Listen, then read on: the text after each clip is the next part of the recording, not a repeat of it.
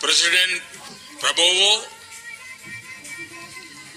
Murugan temple trust के chairman पा Hashim, managing trustee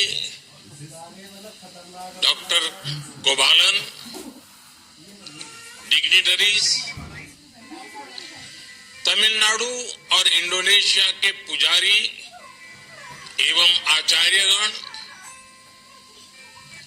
Indian diaspora के सदस्य,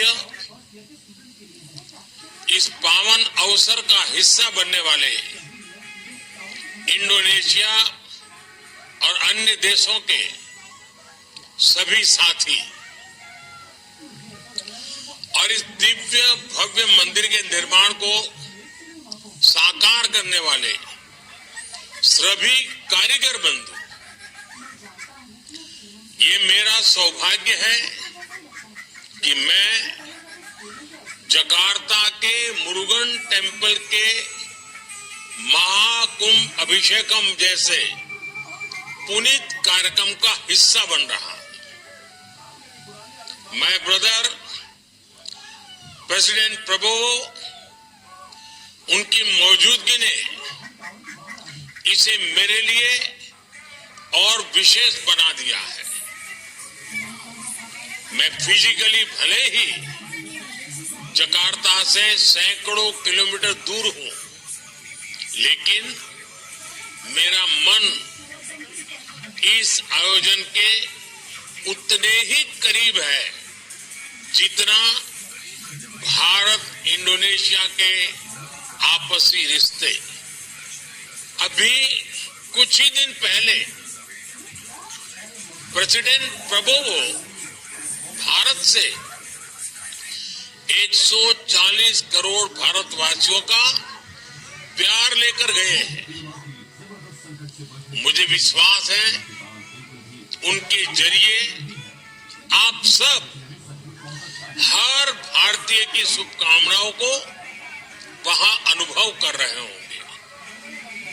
मैं आप सभी को और भारत इंडोनेशिया समेत दुनिया भर में भगवान मुरुगन के करोड़ों भक्तों को जकार्ता टेम्पल के महाकुंभ अभिषेकम की बधाई देता हूं।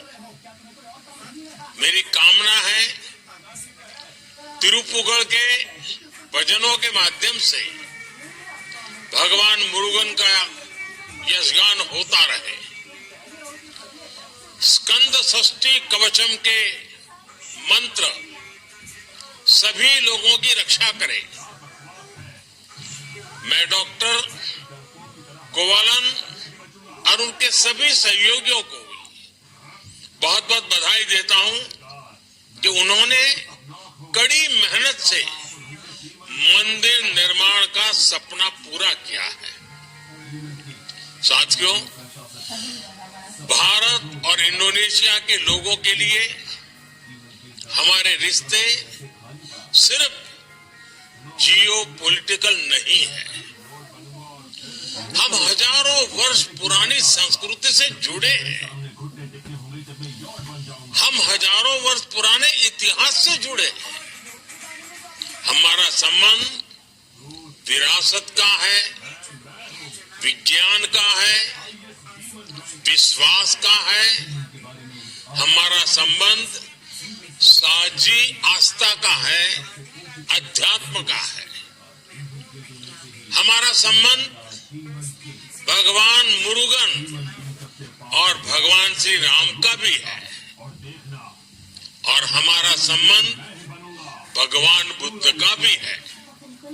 इसलिए साथियों, भारत से इंडोनेशिया जाने वाला कोई व्यक्ति जब प्रभानन मंदिर में हाथ जोड़ता है तो उसे काशी और केदार जैसी ही आध्यात्मिक अनुभूति होती है। जब भारत के लोग काकाविन और सेराथ रामायण के बारे में सुनते हैं तो उनमें वाल्मीकि रामायण, कंब रामायण और रामचरितमानस ऐसी ही भावना जगती है।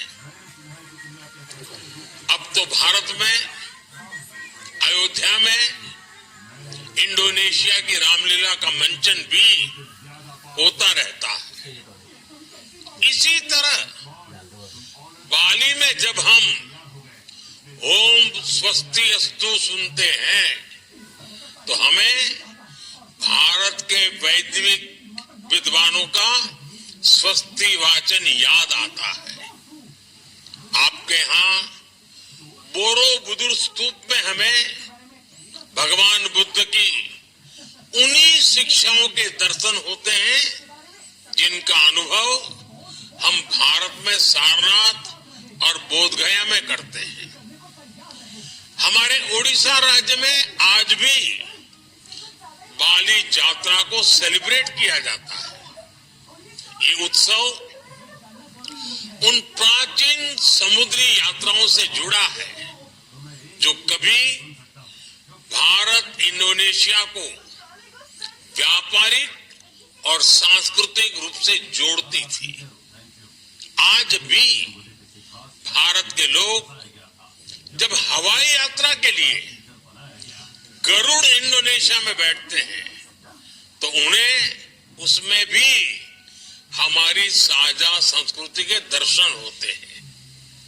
साथियों, हमारे रिश्ते ऐसे कितने ही मजबूत तारों से गूंथे हैं। अभी जब प्रेसिडेंट प्रबोवो भारत आए थे, हम दोनों ने तब भी इस साझी विरासत से जुड़ी कितनी ही चीजों पर बात की, उन्हें चेरिश किया।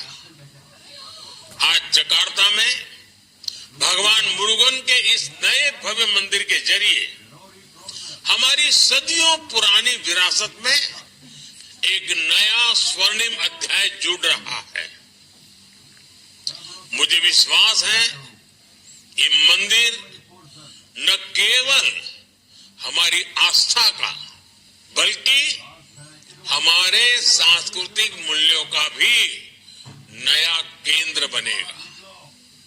साथियों, मुझे बताया गया है कि इस मंदिर में भगवान मुरुगन के अलावा विभिन्न देवी देवताओं की मूर्तियों की भी स्थापना की गई है।